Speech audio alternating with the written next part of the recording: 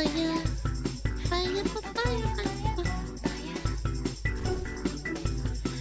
fire. Anime ruined me.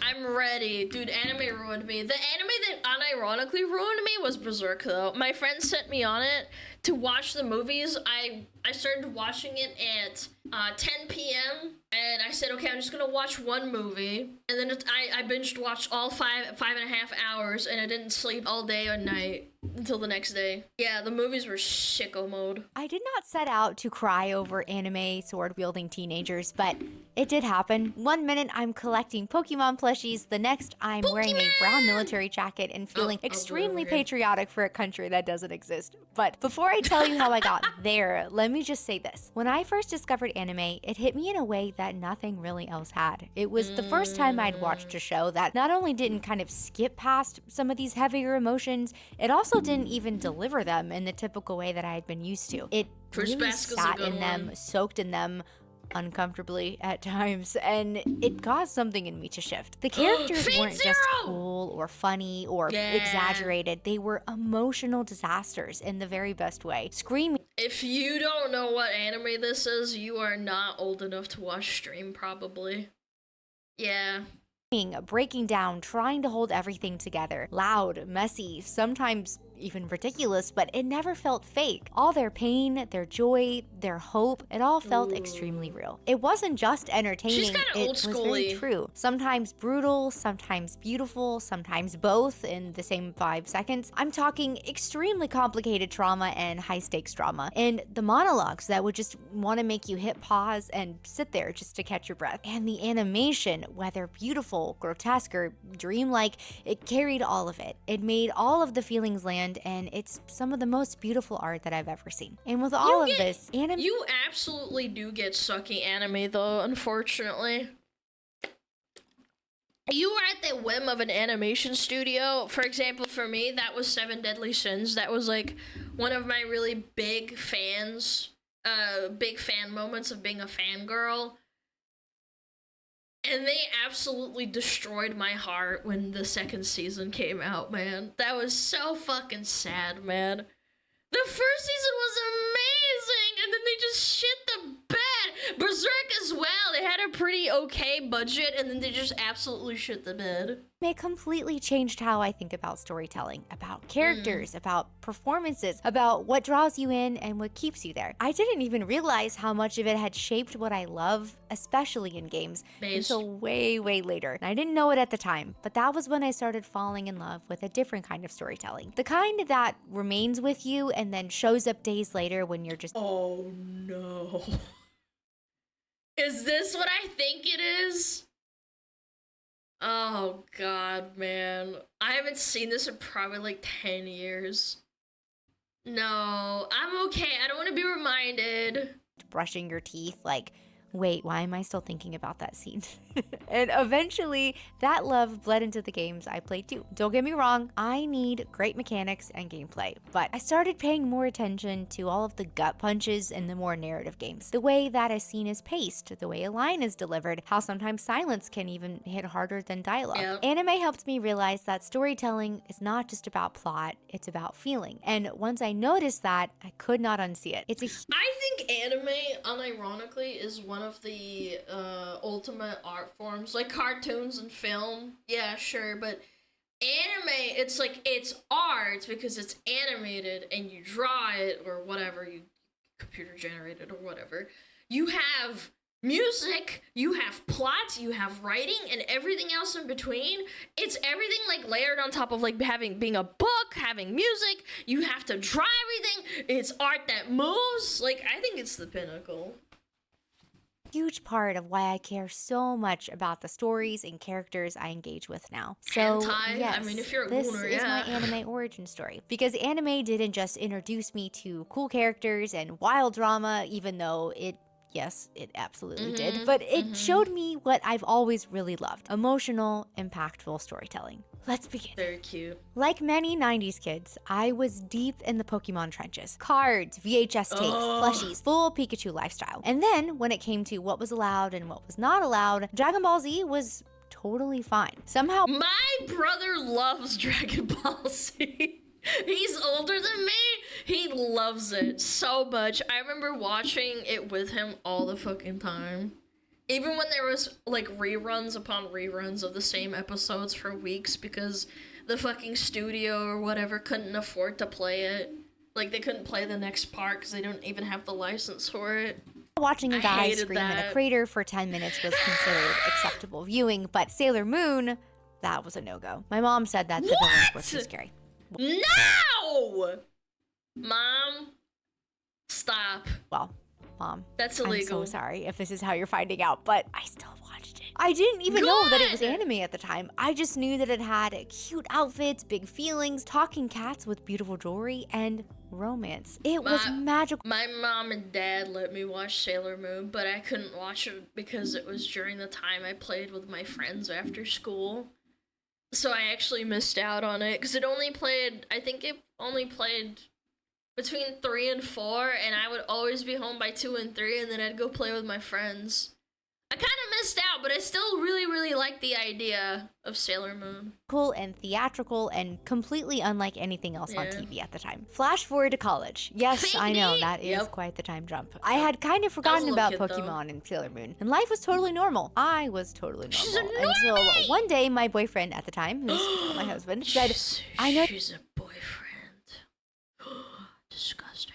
You don't really watch anime, but we should totally watch this show called Attack on Titan. And to say Attack on Titan was the fundamental normie introduction into, like, non-normie-esque anime. Because I remember I was into anime and manga before that. And then all of a sudden I went to a con. I think it was in, like, 2014. And suddenly everybody was wearing, like, you know, these shirts or, like, these jumpers with the logo on the back. And there was a cosplayer. There's a picture of me that I still have on my fucking Facebook that my friend took of me with a girl that was cosplaying one of them. I don't know. Maybe I'll show it someday with my, like, face blurred and stuff. But, yeah. It's just like, holy shit. Watched it is a complete understatement. I suddenly went from having zero thoughts about anime ever to spiraling into emotional chaos. Within 4 episodes, I was pacing around my room, pausing, rewinding, attempting to memorize every ad break lore dump. It was just over. Dude, the fight with the fucking Titan with fucking Levi, dude. Oh my god. I'm so glad that they did not cut the budget on that shit. Ugh. Hot Tech AOT is boring. I think it was boring when they went outside of the wall. That's when it started getting boring, and then it picked up again. But if you want to actually see, like, go look up right now the Titan versus Levi. That was fucking sick. For me at that point, just like that. Up until this point, I truly had never experienced storytelling delivered in this kind of way. It was extremely visceral, heavy, and it wasn't just dramatic, it felt very urgent, and I was instantly obsessed. At this point in time, I hadn't even noticed that anime wasn't quite cool yet. I didn't care. No, I disagree. I think that by the time AOT came out, all of my normie friends already heard about it. I kind of softly disagree. That's okay. I mean, I don't know. It depends on your circle or, like, where you live, maybe. I don't know. I feel like AOT really just kind of, like, ripped open the gates, and a lot of normies, like, got into it. Too busy spiraling. Shortly after discovering what anime was, I discovered what manga was. And the next thing I know, there I was reading manga in the Barnes & Noble aisle like I was studying some kind of forbidden lore. I had no table, no chair. It was just me crouched in the graphic novel section like I was... I was told to get the fuck out. There was a Barnes & Noble... Not a Barnes & Noble. What was it called? A Barnes & Noble equivalent in Australia and New Zealand. I forget what it was called. Borders? Yeah, Borders! I think it was it, wasn't it? Yeah, Borders. Whitcoll's? No, I think it was Borders. Borders Books or something? I got kicked out of that shit because I kept reading manga and books in there. In my school uniform, so they knew I wasn't a customer. They were in the States, too? No, I think it was Borders. Hold on, I kind of want to... Borders Books. Was it Borders? Yeah, it was Borders, wasn't it? Yeah, okay, alright. coding prophecy. It had truly felt like I had discovered some kind of secret society. I started watching AMVs and binging lore deep dives on YouTube. She watched AMVs before she had to. She really is a normie. I love when normies get into this kind of thing, but it's kind of cute because I remember watching AMVs on dial-up with like 3 parts to them, or not AMVs specifically, but AMVs with stuttering YouTube players, watching entire episodes and like with Spanish subtitles, bootlegged as fuck. Oh my god, I don't know, man. There's just something so nostalgic about it. Like they were documentaries. At some point, I even walked into Hot Topic with my part-time job money and walked out with the jacket. You know the one, the brown. I went to Hot Topic before they started putting in anime stuff in it. It was just like MCR and like Invader Zim shit. Dude, this is another really good indicator. Hot Topic never sold anime shit until normies decided to be like, you know, decided to have that shit into pop culture. Yeah, man. A lot of stuff to fit over the normies. No, I'm just realizing, like, again, I don't hate normies because they're part of the economy just like everyone else. They're not necessarily a bad thing. It's okay to gatekeep, but it's also like, it's important to gatekeep in a good way, okay? Like, there's a lot of good reasons to have a mainstream formula for certain things, but you don't want it to get ruined either. Yeah. Glorious cursed Taurus. Attack on Titan Yeah, jacket. Taurus And are I lame. wore it like it was high fashion. Like I had some kind of personal invite from Levi himself. At this point, I've been through all of our photos like 10 times trying to find a single one of me wearing this jacket, and I can't freaking find it. So you're just gonna have to take my word for it, please. But it was my go-to, I promise. Until one day I was at a coffee shop ordering a drink, and the barista in front of a full line of people just points at my jacket and goes, "Oh hey, isn't that from an anime?" And I just kind of froze because this You never want to have that feeling. This is why I never wear VTuber shit outside. was the first time I'd ever had to say it out loud to a stranger in public with people listening all around me, and it totally caught me off guard. I said, yeah. Welcome to my life. This is becoming a trauma dumping video, but I was the one that was getting bullied by everyone for fucking drawing anime in school. Oh! Oh! It's from Attack on Titan. And immediately I felt the eyes. The guy behind me, the girl near the pastry case, all silent, confused, judging. I honestly felt like I just confessed to being in a cult, but like... Yep. Like a very enthusiastic one with playlists and fan art. And that was my first real indicator that anime was still very much a niche thing in public. The jacket? In public? Oh, absolutely. You couldn't even breathe in that way. Yeah, it quietly got reassigned to around my household. Yes! But despite the jacket incident, I continued to dive deeper and deeper. Pulling up Crunchyroll, I was adding every big title I'd ever heard mentioned to my watch list. Tokyo Ghoul, Fate Stay Night, Maid Sama, Cowboy Bebop, Sword Art Online. But every show hit totally different, and my lineup was questionable, to say the least. I'd go from watching people get decapitated in Akamega Kill to crying over piano scenes in Your Lie in April to quietly sobbing through A Silent Voice. The emotional... She's not a tourist. She actually appreciates everything, man. Yeah, it's not like a niche like, oh my god, I love Attack on Titan, blah, blah, blah, blah, blah. I'm any other anime I haven't seen since then. Yeah, she's a real one. Tone shifts were at times very wild, but somehow it all worked together very weirdly well. But really, I should have known that I was primed for this, because before anime ever got to me, I had no idea that Kingdom Hearts had already paved the way. Going back to my childhood for a quick flashback. In 2005, my parents got me a PS2 Slim for my birthday. And with... God, you're so lucky. The only contact I had with Kingdom Hearts was because my friend, she had a PS2 with Kingdom Hearts 1 and 2, and we played that all the time when we slept over at her house. Yeah, my parents didn't let me have consoles. The only contact I have with the consoles is because of my brother, and my brother moved out, because when he became an adult, he moved out pretty much instantly. Yeah, so like, I only got to play video games like that when my brother was around. It none other than Kingdom Sucks. Hearts. From the gorgeous title screen music to blasting Oh, simple yeah. and clean in the first cutscene, I was just sitting on the floor. So many kids had their formative years because of Kingdom Hearts, man.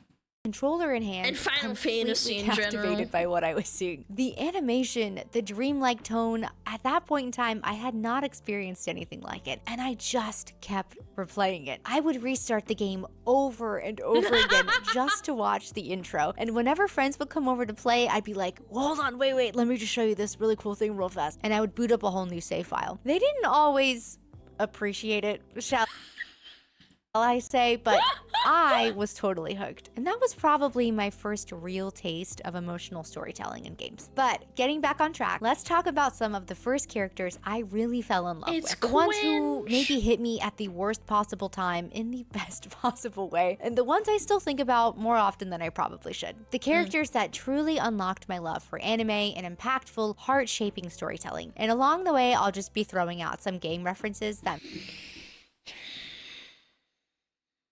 God, I don't know, man. I legitimately, the first manga I ever picked up was probably Fruits Basket because I was really, really sick. And my brother went to the local library and he picked out a bunch of books for me to read.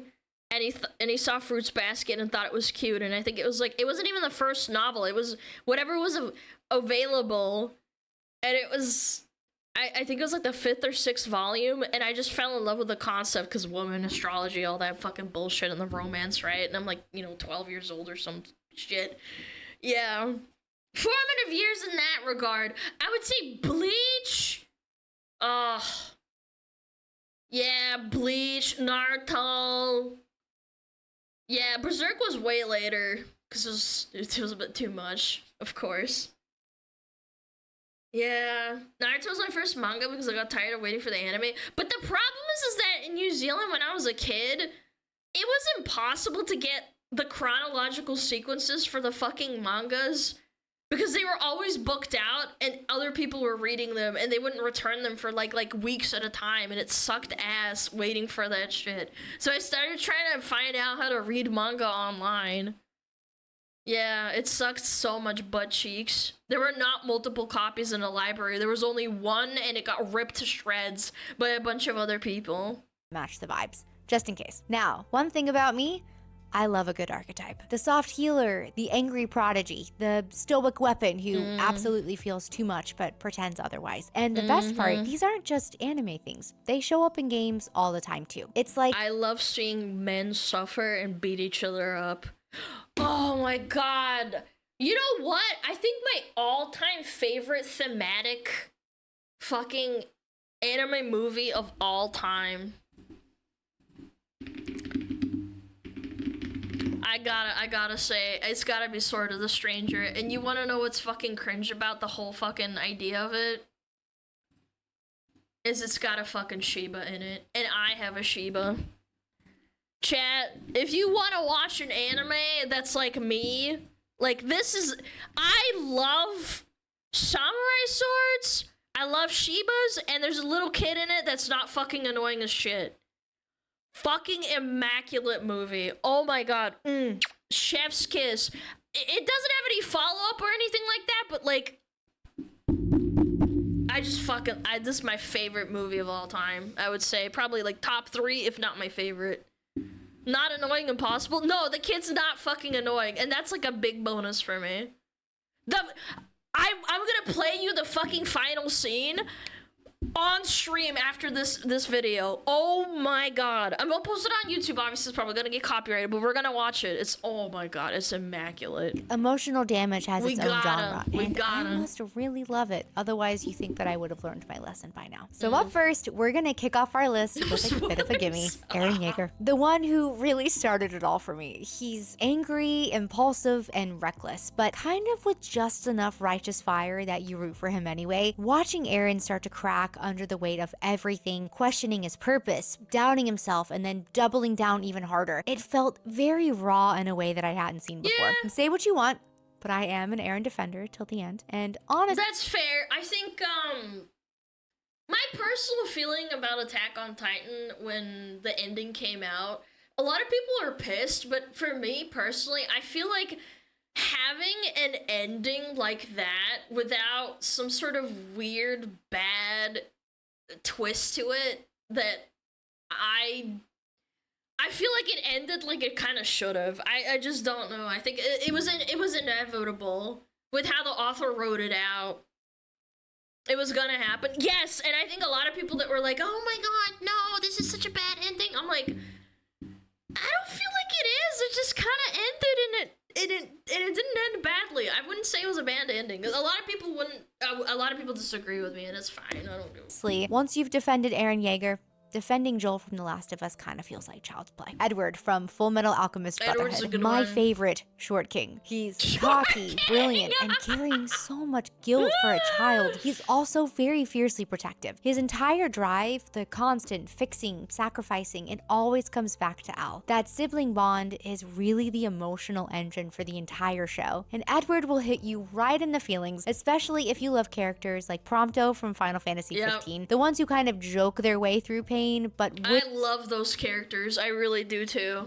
Throw themselves in front of danger jokesters without any hesitation. Akame from Akamega Kill. She's very efficient, quiet, and emotional in all the ways that sneak up on you. She doesn't talk that much, but when she does, it hits you very hard. In her final fight with Esdeath, I don't think I'd ever seen a female character quite like her. She was so beautifully lethal and emotionally unreadable. I've yet to play Nier myself yet. I'm so sorry. But from what I do know, she reminds me a lot of 2B. Calm, focused, repressed, but somehow still so much porn of 2B. I've never played it, and all I know is the porn. That's how you know this game is very likely good. What the frick is that? Bye, everyone. What? Thanks, I think. Goodbye. Thank you. Thank you for the 100 clams. Bye. Yes, the Euler goodbye. Yeah, he shoves a fucking $100 bill in your titties and says goodbye. I wish it was me. Very emotionally devastating. Kaori from Your Lie in April. She's so bright, beautiful, and tragic, and it's just one of those characters that very gently destroys you. And she wasn't just some manic pixie dream girl. She was hurting and then still trying to bring light to everybody else around her. Gave very much Aerith, very much you'll cry, rewatch, and question your mental stability. Yeah. Terror and Resonance. Whole cast. Oh, I watched this in a really bad time in my life, and I do not fucking remember anything about this movie. You ever watch something, and you know you watched it? I literally can't remember anything. I can't remember anything! I watched this fucking thing when it came out! I genuinely, gun to my head, don't remember anything about the characters. All I remember is I watched it. Yeah, I don't know. The art was really good. I do remember the art was really good and it impressed me. I just can't fucking remember anything. Genuinely, it's fucked up. This show caught me so off guard. I thought I was just gonna get like a cool, moody thriller, and suddenly I was totally devastated. Maybe it's very quiet and beautiful and so heavy in a way that just kind of sneaks up on you, kind of like if Inside or Journey had more dialogue and trauma. Asuna from Sword Art Online. One of my first hot take, I fucking hate Sword Art Online, but I only hate it after season 1. I think everything else after season 1 is garbage. Good universe, bad story. Yes! Oh my goodness, I loved season 1 when it came out. I had so many friends that loved it, and then it just like fucking season 1 is just after that is unacceptable. I'm sorry. I know there's a lot of people that love it, and they will die on this hill and like kill me, but I don't know what to say. Not a hot take. No, there's a lot of people that vehemently defend it no matter what. They're like, oh well, you just don't know fucking anything, like blah, blah, blah, blah. And I'm like, buddy, like, just be honest and critical. Season 1 was the best. That's it. That's all I'm saying. most real favorites. She could have been just the love interest, but she's so much more. Strong-willed, smart, emotionally aware, and very quietly fierce. I loved how she could be terrifying with the sword and then turn around and offer someone gentle encouragement. She kind of reminds me of Sherry from Resident Evil 6. Yes, I know, very different tones, but stay with me. Both very composed, sharp, and kind of even keel under pressure. And she's really been through it, but she doesn't make a huge deal about it. There's such a quiet strength to her that is so steady and this goes back to me thinking about Dragon Age the Veilguard characters, where it's like, I've been through so much, and also I'm amazing at everything, and I have to vocalize the whole fucking thing, and it's like, bitch, that's not how the real world works. If you're a hearted woman or man, you don't just straight up talk about it. Like, in what universe? Likeable. By this point, I had realized anime wasn't just good, it was crafted. And I think that's part of what made me fall in love with it all. Anime made space for emotional storytelling in a way that just felt very true and lifelike. It wasn't afraid to sit with very messy, intense stuff. Grief, longing, rage, hope, and really just give it room to breathe. The pacing, the pauses, the way a scene can flip from goofy to gut-wrenching in seconds and still feel totally earned. What really got me, especially kind of earlier on, was the very vast emotional range. The screaming, the crying, the sheer intensity, it was all so exaggerated but very intentional and authentic. I would go watch Western animation and then anime would just feel so much more mature.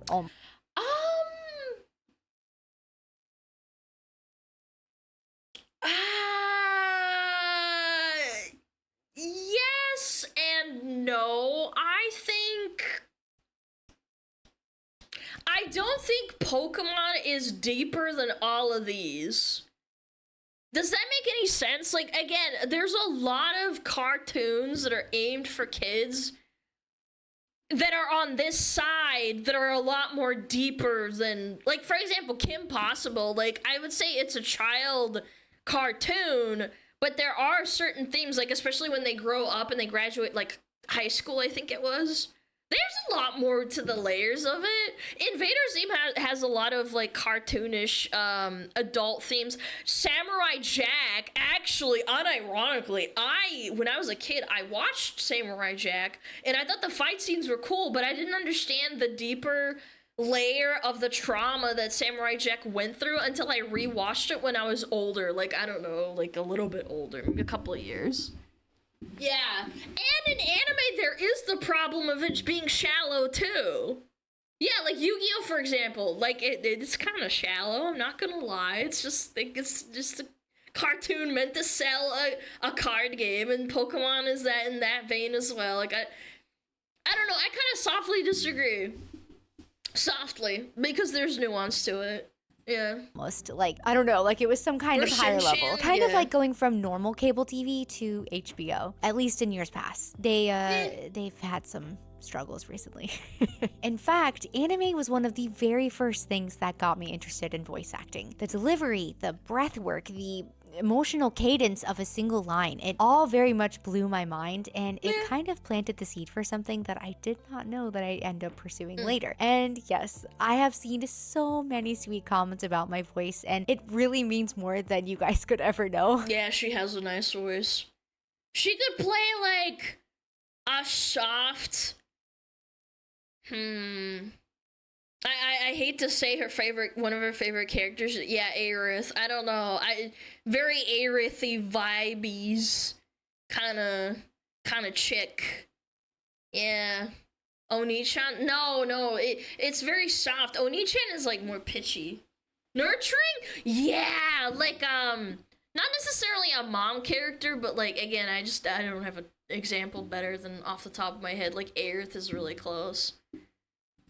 Older sister. I have been voice acting as a hobby for the past 4 years, and no, you haven't really heard me in anything that you would know yet, but hopefully soon. So thank you so much for all of the kind words. Also, a bit of a confession. I was totally a sub-only purist when I started out. The raw emotional delivery in Japanese just hit different, but yeah, I can't really watch English dubs. I think we watched a video analyzing why English dubs sound so bad. It's because even though they translate it to be, you know, the same things that they say, I think that the cringy shit that gets translated into English makes it worse. I hate sub-elitis. I'm not saying that subs are better. I just think that it rips me out of my immersion. That's the conclusion I came to. Like, for example, like, his power level is rising. It doesn't sound like, it's cringy. I don't know. Like, if he says it in Japanese and then I read it, it doesn't sound as cringe. Does that make any sense? Because I don't understand Japanese. Yeah, I don't know. If you want to watch it, I don't know. I think it's a personal taste thing. I remember I used to be pretty vehement that sub is the superior, but I've learned that it's honestly a preference thing, and I think my preference is that I just don't like listening to people speaking English and saying like really convoluted, silly little dialogues and stuff because it doesn't sound very amazing. I don't know. It depends. Recently, I have found myself loving the dubs. 100 Girlfriends, Solo Leveling. The performances have just been so good, and I have a whole new appreciation now that I've actually met people in the industry. Matching the timing, the intensity, and still making lines feel very emotionally grounded, it is definitely not easy. And English voice actors have to honor the tone and the rhythm of the original while still making it seem completely authentic in a totally different language. And I absolutely agree with that, because there's a dub of Howl's Moving Castle, and even though they did a really good job on it, it didn't sit right with me. I don't know, I'm just being a bitch, I guess. I just didn't like it. Even with what's-his-face as Howl, I just couldn't get into it. I mean, like, he had a nice voice, and you know, it matched the character. I just didn't like it. Sorry. It's like, yeah, it was Christian Bale. That was it. Yeah. I didn't think it was bad. I just didn't like it. Come a long way, and it's only been getting better and better. So yeah, I did not grow up watching anime, and at some point I kind of fell off again. And it's not because I stopped liking it, but because life had just got in the way. These days, I keep up with the bigger ones: Demon Slayer, Jujutsu Kaisen, Mashal, you know. But I haven't really fallen into something in a long time. Lately, though, I've been wanting to change that. Not just watching like a filthy casual, but actually getting really back into it. I don't think she's a filthy casual, considering all the shit she listed earlier. Miss caring way too much about fictional people. In a fun way, because anime didn't just kick off a phase, it made me realize the kinds of stories I'm always going to be drawn to. The ones that are soft and heavy at the same time, the beautifully flawed characters, the emotional gut punches, the quiet moments that hit louder than the hard ones. It's the same feeling that I get from games like Red Dead Redemption 2, Final Fantasy, To the Moon, Celeste, or A Plague Tale, where you're playing along and suddenly a line or a very intricate detail or moment just kind of hits you, and you're like, oh, okay, that's probably gonna live in my head forever. But whether it came from a cutscene... Chat, should I watch Apothecary? I've been kind of like debating it. That Apothecary, whatever it's called. I don't know. I heard it's kind of slow. It's pretty. Is it good for women?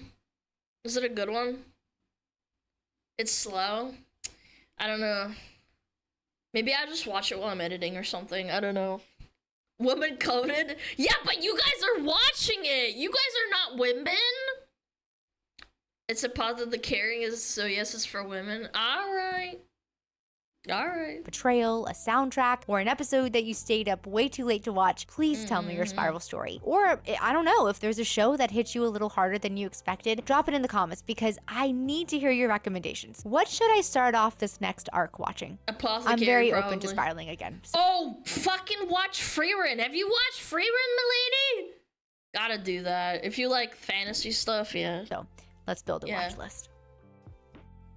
Was this just her making a video and then cleverly, like, asking for help? By showing what she likes and then having people post about it? Wait, that's smart! Wait, she just farmed us, man! Man, this bitch just farmed us. It's so fucking good. Yeah, go check her out, she's really cute. Super duper cute, and I'm slipped to her, nice.